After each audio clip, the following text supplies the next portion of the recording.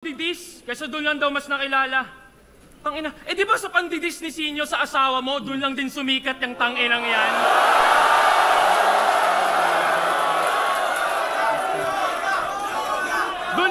Doon lang sumikat ang tanginang yan. Ang pinagkakaiba lang, ako dahil sa pangdidis, ako yung pinalakpakan, ikaw parte ka ng pangdidis na ikaw yung pinagtawanan, tanginang.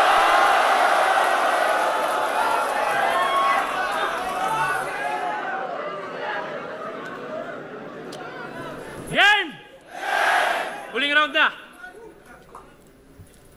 Di ba kilala kang mahilig mandamay ng anak ng kalaban?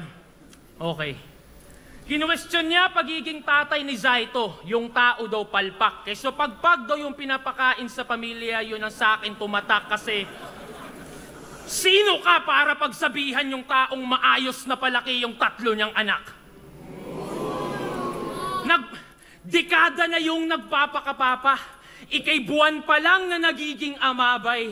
Kumbaga nasa level 1 ka pa lang ng pagiging tatay. Nagtatayo ka pa lang ng tahanan. Yung pinupuna mo, isa ng subok na haligi ng bahay. Kupal!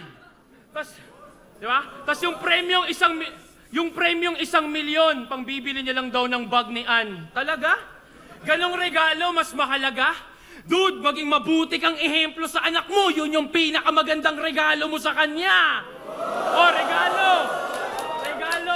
regalo. Nakuha niyo yung essence? Tapos na tayo sa past at history. Walang nakakuha ng present.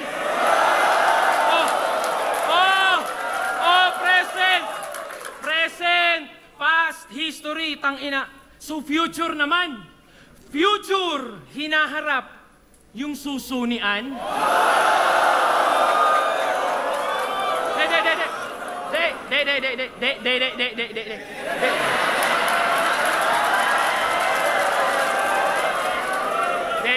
Alam nyo, di ako bumababa sa ganyan, pero iba to. Game! Hindi ako nag-iimbento pag sinabi kong pinakamalibog si Ann Mateo. Paano ko nalaman? Paano di ko malalaman, lagi mong kinikwento? Nagdodota kami ni Sak. Nasa kabilang linya tong si Gago. Biglang pare, andyan na naman si Ann, may daladalang vibrator, out mo na ako.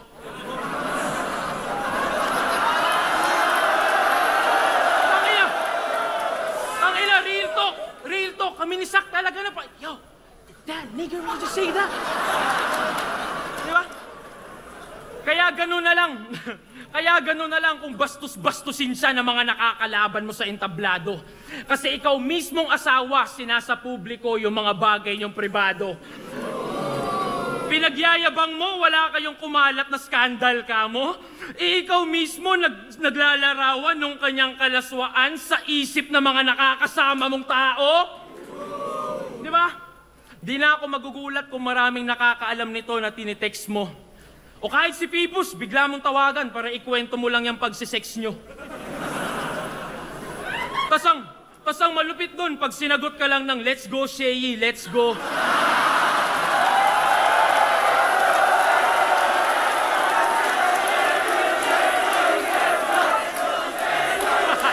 Kupal! Bastos na asawa! Hoy! Baka nakakalimot ka siya yung tumulong sa'yo nung palaos na yung karera nito. Nilapit ka sa mga sikat na vlogger, record label para ulit magkarakit ka bro. Nagka-followers ka sa pag-i-stream, gamit kanyang dede, pinang-aakit ano. Katas nung kanyang mga papaya yung gumamot nung naghihingalo na tong cancer na to.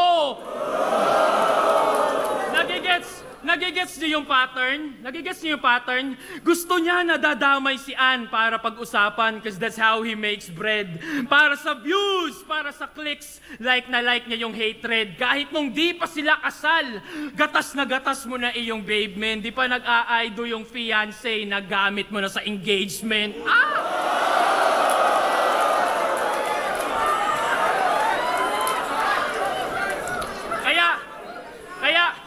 Kaya ganun na lang, di ba?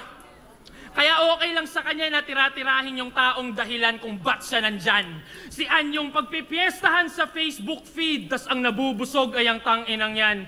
Sa yung nilalait, ikaw nag-aabang lang. Sa yung tinitira-tira, pero ikaw yung nagkakaroon, dala ng mga panlaman tiyan, tanginang yan. Di ba? Isipin nyo, gagi. Isipin nyo, gagi.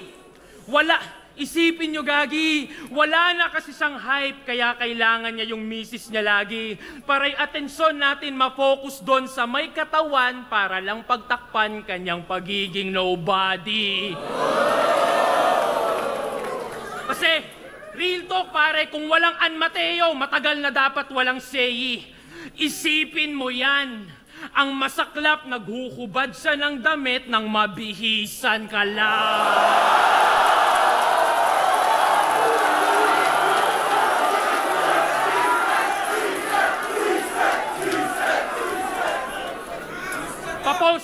Papost pa yan na sumali lang daw sa dito kasi yung magcha-champion may ring. Di mo naisip, sampal sa misis mo yon, walang yaka? Bugo nga pagkabana, naghahanap ka pang ibang ring, pare wala nang kasing mas mahalaga sa singsing na suot-suot ng iyong asawa.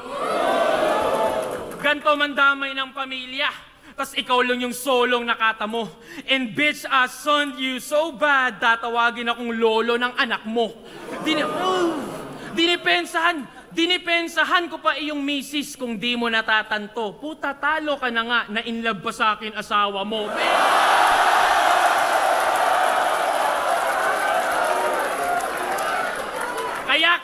Kaya kitil ka sa akin, gago. Kahit si Phoebus pa iyong amo, kahit may assist ka palang hurado. Ang kaso, di marumi ang DDS, ikay malinis nila.